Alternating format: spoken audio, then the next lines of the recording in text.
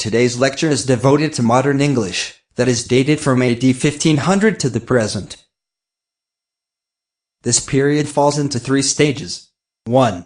Early modern English, the 16th and 17th centuries. 2. The 18th century. 3. Late modern English, the 19th and 28th centuries. In the 16th century, the period of great flourishing of science, art, and literature, the English language faced such problems as the struggle with Latin in science and literature, where Latin had been supreme. Although the English language had attained an established position as the language of literature, Latin was still used in all fields of knowledge, strengthened by the revival of Greek and Latin learning. Thus English was not fit to express severe thought, and it was used only for light literature. However, English had slowly won recognition as a language of serious thought due to the rising bourgeoisie defended the national language. The Reformation contributed to the victory of English. The market for English books was much larger than the market for Latin books. In the 16th century, the English language was patriotically recognized as the national speech, fit for literary use. The works by White, Surrey, Spencer, Marlowe, Johnson, Shakespeare, in the 16th century. All long-stressed vowels came to be pronounced with a greater rising of the tongue and closing of the mouth, e greater than I, o greater than you. Those vowels in which the tongue could not be raised without becoming consonantal, I, U became diphthongs. The new phonemic representations of words and morphemes took place approximately between 1500 and 1600, known as the Great Vowel Shifts. The weakening of consonant groups. W was silenced in the group WR, wrong, ring. H was silenced in the group WH, where, whip. K was silenced in the group knots, no, knife. L was silenced in the group lake, LM, loaf, walk, half. Very often when a word ended in a combination of two consonants, MB, MN, the second one was dropped, climb, comb, autumn, column.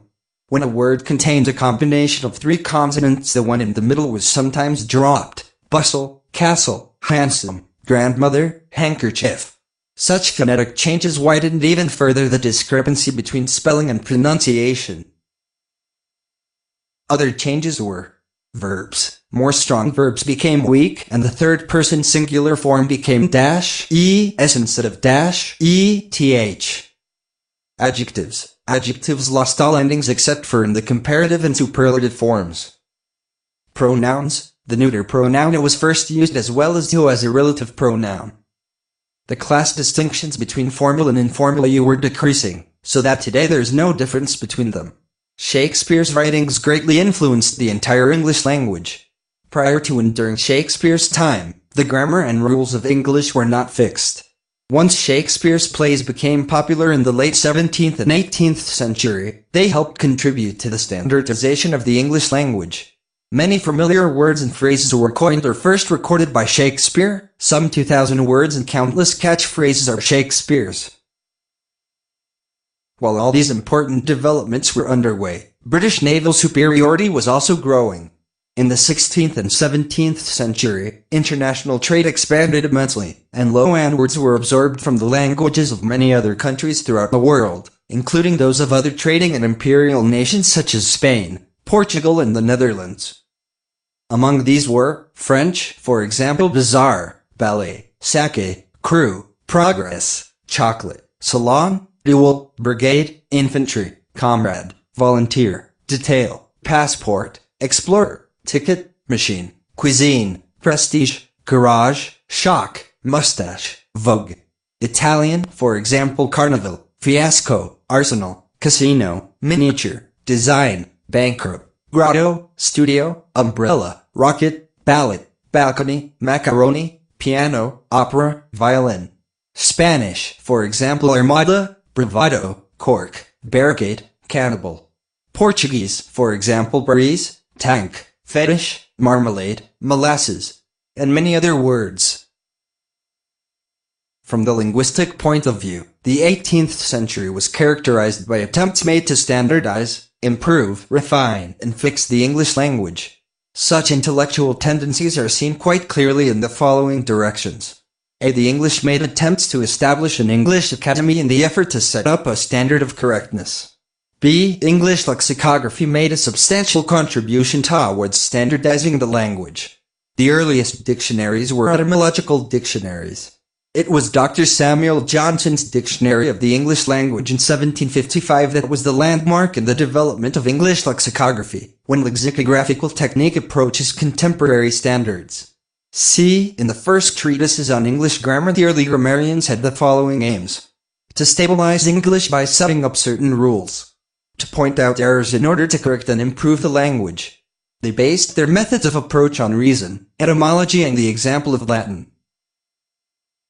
The achievements of the 18th century grammarians were enormous, because they attempted to give order to a body of linguistic material which had not been systematized or arranged until then. They settled a large number of disputed points. On the other hand, their greatest drawback was their failure to recognize the importance of usage in language. In other words, they did not realize that changes in language could not be checked by linguistic decrees. Many of the rules that are now accepted were first set down in the grammars of the 18th century. In the 18th century, the stream of English may be said to have become fixed in its permanent course. Writers beginning with Defoe, Swift, Steele, Addison, and Pope, continued by Johnson, Fielding, Sterne, Goldsmith, and Hume, set down standards of clarity and ease of comprehension still respected today. The pronunciation, grammar, and spelling of late modern English are essentially the same as early modern English, but late modern English has significantly more words due to several factors. First, discoveries during the scientific and industrial revolutions created a need for a new vocabulary. Scholars drew on Latin and Greek words to create new words such as oxygen, nuclear, and protein. Second, the English language has always been a colonizing force, the influence of which quickly spread throughout Britain, and then, English began to spread throughout the world.